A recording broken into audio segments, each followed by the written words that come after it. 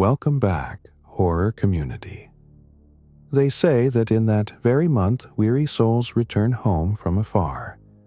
Some come looking for water on the doorstep to quench their thirst after the long journey, but others need something more, and if you refuse them, they will come for you and take it by force. Before we open the door to darkness, I want to thank you for your support. I'm a modest person, but if you watch this video all the way to the end, that will be the greatest thank you for me. I spent a long time working on this episode, and I truly hope you'll enjoy it. Tonight, you face a terrifying night.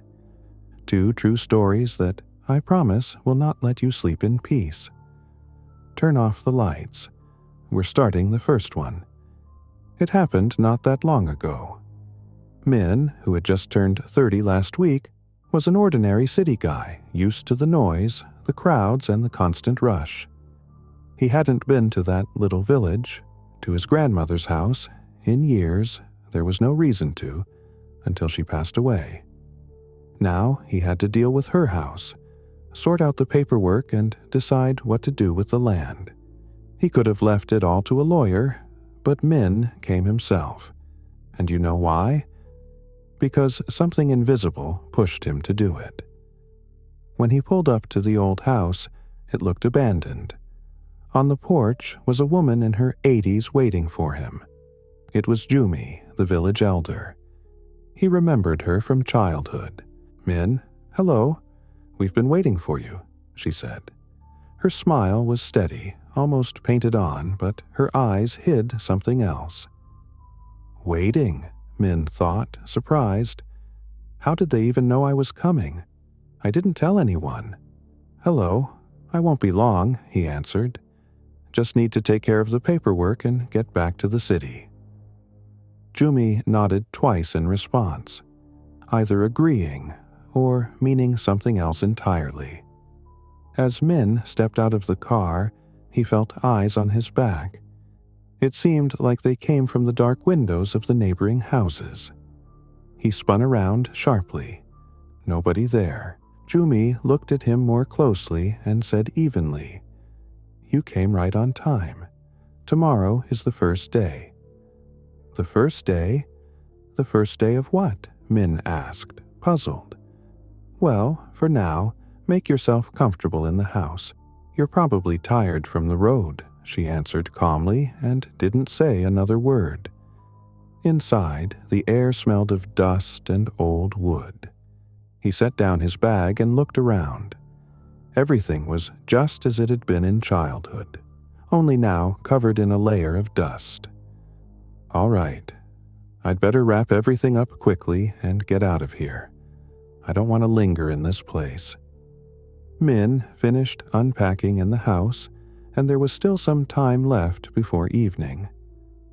Not wanting to just sit around, he decided to visit his grandmother's grave. The road to the cemetery cut straight through the village and was completely empty. No dogs, no kids, no old folks, not a soul. Only a couple of chimneys gave off smoke. Walking along, Min thought to himself how silent and deserted it was here. Honestly, it gave him the creeps. The cemetery turned out to be small, overgrown with grass. He quickly found his grandmother's grave, but then his eyes caught on the ones nearby. Next to several old headstones, the earth was freshly dug up. Neat, rectangular pits. Shallow, maybe 5 feet deep. Shovels stood neatly to the side. Min frowned. It looked strange. New graves. But then why were the headstones old? Or had someone dug up the old graves? But why? The thought made his stomach turn.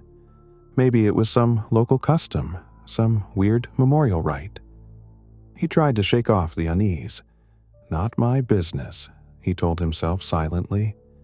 "They've got their own ways here." He fixed the wreath, stood a moment in the silence, and then headed back. But the image of those empty pits stuck in his mind. Approaching the house, he noticed a neighbor standing at his gate. An old man named Da-hyun.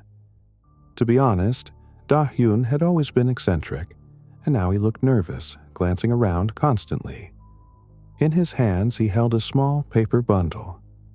"Min," Da-hyun whispered quickly as he came closer. "Take this. Holiday pastries." Surprised, Min automatically accepted the box. "Thanks. But what holiday?" Da-hyun didn't answer. He just glanced around once more, quickly, and hurried back to his house. Back in the house, Min started stuffing his things back into the bag. His decision was firm. He'd leave tonight. All that talk about the first day of God knows what and the sight of freshly dug graves were getting on his nerves. Logic told him there was nothing supernatural about it, just some weird village rituals. But deep inside, something whispered, "Get the hell out of here." He was already carrying his bag to the car when Yumi, the village elder, appeared from behind the neighbor's fence. She walked slowly with that same calm smile. "Where are you off to, Min? It's almost evening. The road is dangerous in the dark." "Got things to do in the city," Min replied shortly, trying to sound confident. "I need to be there in the morning."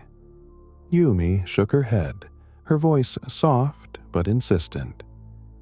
"You can't leave on the eve of the first day. It's a bad omen, for you, for all of us. Stay at least until morning." Min wanted to argue, but at that moment 2 more villagers, older men, appeared behind Yumi. They stood silently on either side of her, not threatening, but solid. They were blocking the way to his car, just standing there, watching. Min's throat went dry. This didn't feel like superstition anymore. This felt like an order. I'll think about it," he managed to stammer, his pulse racing. Yumi nodded, as if she had taken his words as agreement. "Smart boy. Spend the night in your house. In the morning, you'll be free." She turned and walked away, the men following behind her. Min stood there clutching his bag, staring after them. His rational view of the world started to crack. Fear, cold and sticky, finally caught up with him. He realized they weren't just asking him to stay. They weren't letting him leave. Min bolted the door and leaned against it. "They're just weird villagers," he tried to calm himself. "Superstitious and pushy, but not dangerous." He walked to the window and pulled the curtain back. The street was empty. His car was still untouched under the streetlight. Everything looked calm.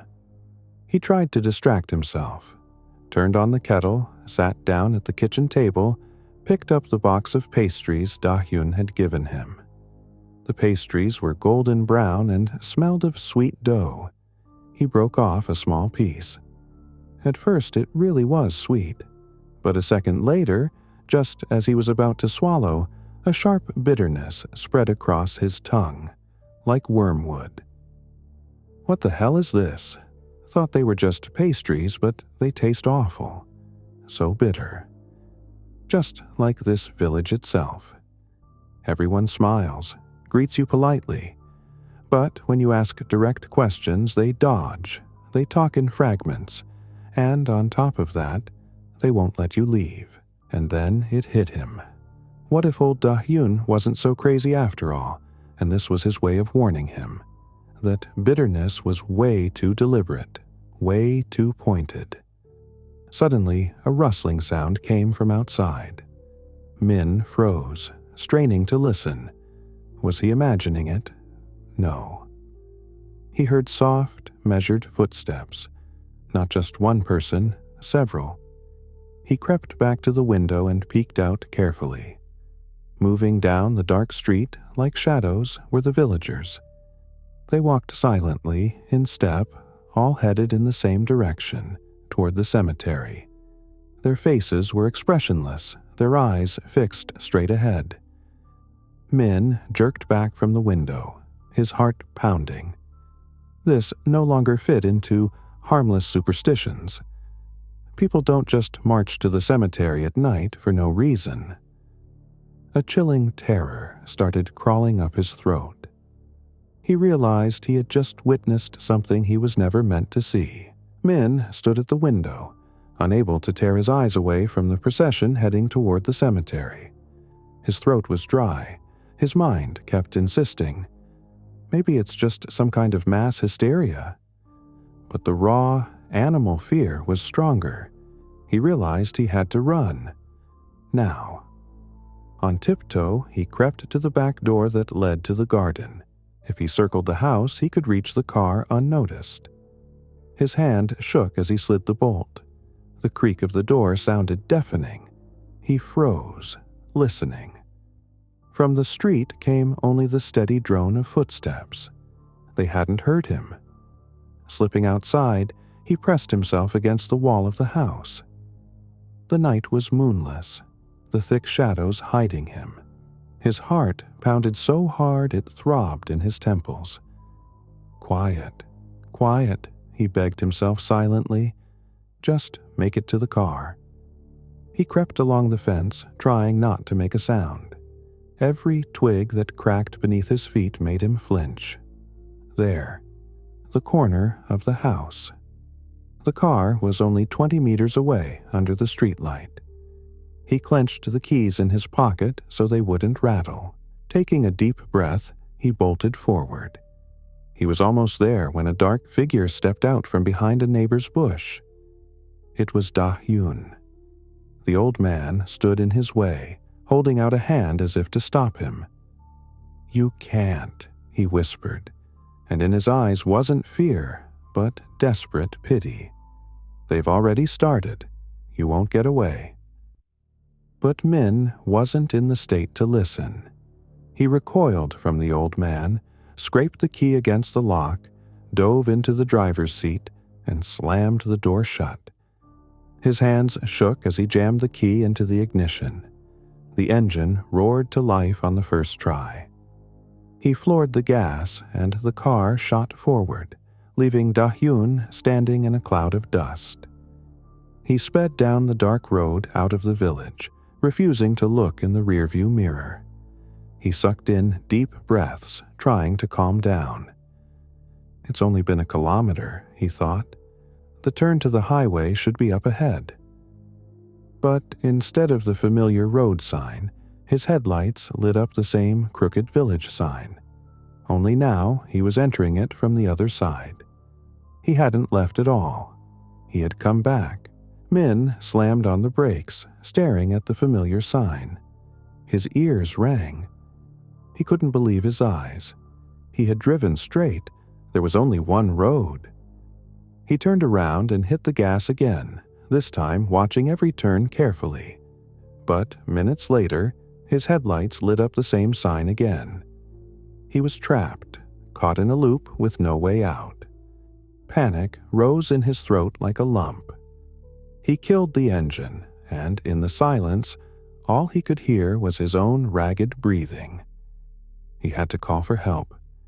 He grabbed his phone and dialed his friend Minho in the city. "Minho, it's me, Min," his voice cracked. "I'm in the village. Something's wrong. They won't let me leave." "Min, are you okay?" His friend sounded half asleep. "What do you mean, won't let you leave?" "The villagers. They won't let me out. Something horrible is happening here.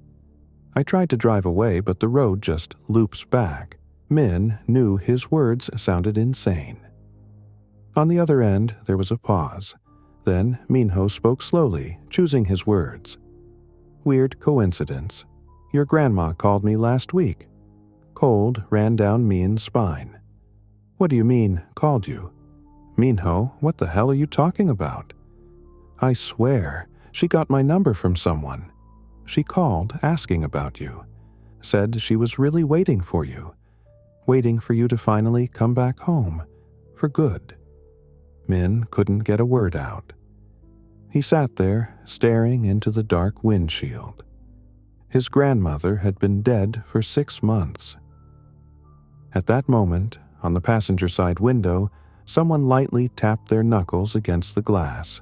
The knock on the glass sounded like a gunshot.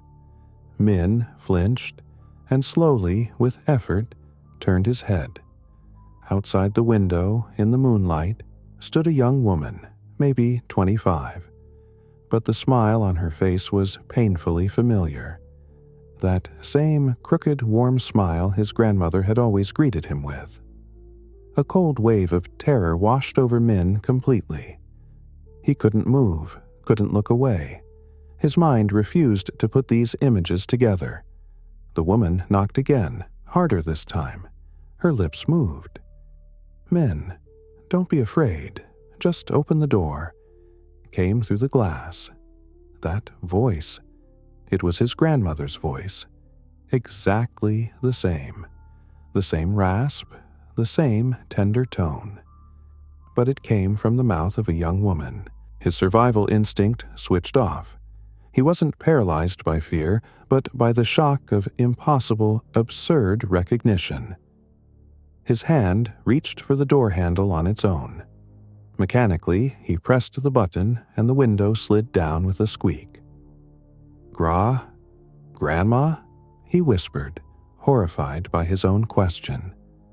The woman's smile grew wider, her eyes glowing with unnatural gentleness. "Of course it's me. Come on, let's go together." She reached out her hand, just like in his childhood when she used to lead him across the street. Her palm was warm, too warm for the night air. Min unconsciously took her hand. His will was broken, not by fear, but by this monstrous, twisted love. He stepped out of the car, leaving the door open. He wasn't thinking about escape anymore. All that remained was a dull, submissive confusion. The clock's hand crept past midnight as they reached the village. "Well, here it is. The first day," his grandmother said. "The first day of the month of the dead. In this month, the dead and the living switch places. The living, either willingly or forced by tradition, agree to give up their bodies. The oldest villagers head to the graves. Their souls leave, and their bodies remain empty. The souls of the ancestors move into those freshly vacated bodies of their descendants. The body of the old villager grows young again, because now it houses a strong, ancient soul. That's how it's always been. But as you guessed, Min, an exchange needs someone alive. I've been waiting for you, because our blood is the same." She held out her warm hand and whispered softly, "Come to the cemetery. Now it's our turn." This really happened. 2 years ago, in a far-off little village with barely 10 houses, something occurred that hadn't happened there in over 100 years. But you won't find a single word about it in the papers.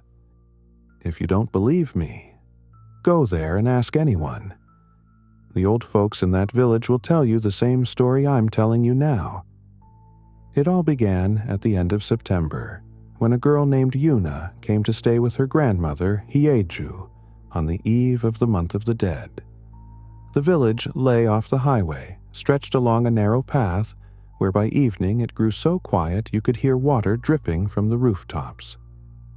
Yuna walked with her small suitcase and felt the air was different here. Thick, cold, as if something lingered in it. After dinner, her grandmother brought out a simple ceramic cup, poured water into it, and invited Yuna onto the porch. She set the cup on the doorstep, smoothing it with her hand as if drawing an invisible line. Yuna smiled, not understanding what it was for. Tomorrow begins the month of the dead. From October 1st to October 31st, the departed return to this village. Every night we place a glass of water on the porch, so the dead can drink after their long journey and quench their thirst. The porch is the boundary, the line they cannot cross. Not only family may come, but strangers too, and you never know who they are or what they might bring with them. "But how do you know if someone came and drank the water?" Yuna asked. "The water in the glass turns murky, and at the bottom there will be soil." Yuna shivered unexpectedly. "And what if you don't put the water out?" she asked. Grandmother fell silent, stared into the darkness, and only then replied, "Then they'll come into the house, and they won't ever leave." The next day, Yuna helped her grandmother with chores, hauling water from the well, peeling vegetables, hanging laundry. In the evening, she studied her books and notes, trying to keep up with her classes. Days passed like this. Each night they went out to the porch together, and her grandmother set the cup of water down. The moon shimmered in it, silvering the surface, and every time Yuna caught herself feeling like someone out there in the darkness was watching them. She could feel the stare and would hurry back inside, closer to the light. The fourth night was approaching. Grandmother looked tired. She had spent the entire day in the garden and could barely stand. Usually, she went out herself with the cup, but this time she paused by the door, looked at Yuna, and said in a weary voice, "Yuna, I'm going to rest. Don't forget to put the water on the porch. Don't forget." She went to her room, leaving Yuna with her books and the desk lamp. Yuna nodded, barely looking up from her textbook. The lamp lit the pages, the house was quiet, minutes dragged, and her eyes began to close. She yawned, shut the book, turned off the lamp, went to her room, lay down, and fell fast asleep. Around midnight, the window opened slowly and soundlessly. The curtains stretched, sighed, and swayed, as if someone had run a hand through the air. No footsteps, no breathing broke the silence of the house. Yuna and her grandmother slept. In their rooms only the dim patch of moonlight glowed, and through it, unseen and noiseless, someone entered the house. The morning began with a false calm. The house smelled of good food. Grandmother was cooking breakfast. Yuna woke up and sleepily shuffled into the kitchen. Grandmother was already setting the table, placing bowls and cups. The kettle hissed steadily on the stove. They sat down to eat. Grandma lifted the kettle and began pouring hot water. The first drops hit the cup, and suddenly a murky liquid streamed from the spout. Then clumps of soil began falling straight into the cup. Grandmother froze. Her hand trembled and her face drained of color. For several seconds, there was nothing but crushing silence. With a sharp movement, she set the kettle down on the table and rushed to the porch. The cup was gone. "Did you put the water out last night?" "No, I forgot." "That's why the water in the kettle is murky. Someone came to our house last night to quench their thirst." The cup of water wasn't on the porch. While we slept, they crossed the invisible boundary, came inside our house, and drank water straight from our kettle. I warned you. Don't forget. If they enter the house, they won't ever leave it. The feeling of homey warmth vanished, as if it had never been there. It was devoured by the murky water in the cup, leaving behind only the taste of unease on her tongue. The day dragged on unusually long. Grandmother hardly spoke, her face too serious. She moved slowly around the house, stopping in doorways as if listening for something invisible. Yuna tried to read, but the letters blurred, and the image of the kettle with murky water kept floating back into her mind. By evening, Grandmother pulled old charms from a chest, dried herbs, darkened wooden plaques scratched with marks, red strings. She hung them on doors and windows. Her movements were quick and sharp, as if she was afraid time would run out. "Grandma," Yuna said softly, "why don't we just keep putting the water on the porch like before, and no one else will come in? Grandmother gave her a piercing look, as if weighing every word. No, this wasn't someone who remembers our home. That kind wouldn't cross the threshold. Last night, someone completely foreign came here. Not one of us. And that's the worst thing that could happen. You don't know who he is or what he'll bring with him, and you don't know what he might take away. Yuna felt her heels go numb with fear. Later that evening, they opened the fridge to make dinner. Everything that had been fresh in the morning had turned to rot during the day. "See?" Grandmother said darkly. "He wants everything here to become as dead as he is." They started getting ready for bed. Grandmother shut the windows as usual, straightened the curtains, and went to her room.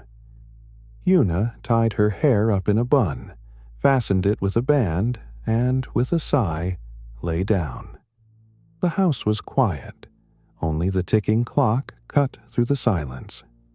It was almost midnight. Yuna slowly drifted off. A sudden chill jolted her awake.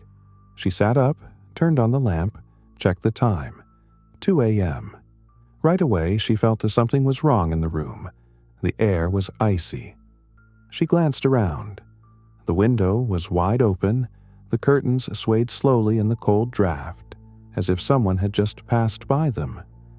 Fear rose in her chest, but she forced herself to shut the window quickly. The bolt clicked far too loudly in the silence. For a few seconds, she stood still, listening to the house. No footsteps, no breathing. But the sense of another presence wouldn't leave. She quickly turned back toward the bed, and froze. Her hair was hanging loose over her shoulders. On the nightstand next to her book lay the hair tie, neatly placed. Yuna touched her hair and whispered under her breath, "I tied it up. I remember I did." In the morning, she splashed her face with cold water, trying to shake off the weight of the night. She lifted her head toward the mirror, and her heart sank. Among her dark hair was a single gray strand, as if scorched by frost. Yuna jerked her head back, touched it with her fingers, and felt it. It wasn't an illusion. The hair was real. Real, and not hers. "Grandma, look." Yuna came closer and showed her the gray strand. "Last night I woke up from a terrible chill. The window was wide open. And this morning, I found this. It's like someone touched my hair, because I know for sure I tied it back before bed. And during the night, someone took the tie out and laid it on the nightstand." Grandmother studied her carefully, her eyes darkening. Without a word, she pulled a shawl over her shoulders and led Yuna out to the porch. The cup was still there, right where they had left it. The water inside was clear. Yuna exhaled with relief, but Grandmother only frowned. They went back inside. Grandma lifted the kettle and began to pour. From the spout came water with a heavy stench of rot. "See?" Her voice was low and hollow. "He came again last night, but water isn't enough. He drinks what's alive." Yuna instinctively touched her hair, feeling the pale strands among the black. "He's reaching for you," Grandmother said. "Slowly. First, he drinks the water, then your breath, then your years. And once he's full, there will be no us in this house, only him. Here's what we'll do. Tonight at 2 a.m., he'll come for you," she said evenly, as if reading out a sentence. "You'll stay in your room. Lock yourself in. I'll wait for him. Whatever you hear, don't come out. Even if I call you, don't come out. It won't be me." Yuna wanted to protest, but Grandmother was already pulling the last charms from the walls, tying them into a bundle, and placing the cup of water right in the center of the room as bait. Yuna pressed against her bedroom door, her hands trembling. The clock struck 2. In that instant, the whole house shook under a heavy blow to the front door. another followed. The floorboards groaned under weighty footsteps. A draft tore through the cracks, the lamp flickered, nearly went out. Una heard her grandmother step into the hallway. A strange breath, low and rasping, mixed with her footsteps. Then, a violent crash, as if everything collapsed at once. And then silence, the kind that makes your hair stand on end.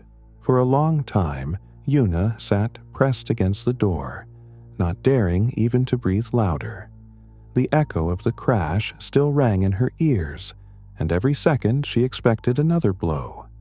But the silence only thickened, becoming unbearable. Finally, she carefully opened the door. The hallway greeted her with cold. Everything was in its place, only the air felt foreign, heavy. Una stepped out slowly, barely breathing. In the entryway, a cup of water stood on the floor, clear, untouched, as if no one had ever laid a hand on it. For a moment, Una almost believed it was over.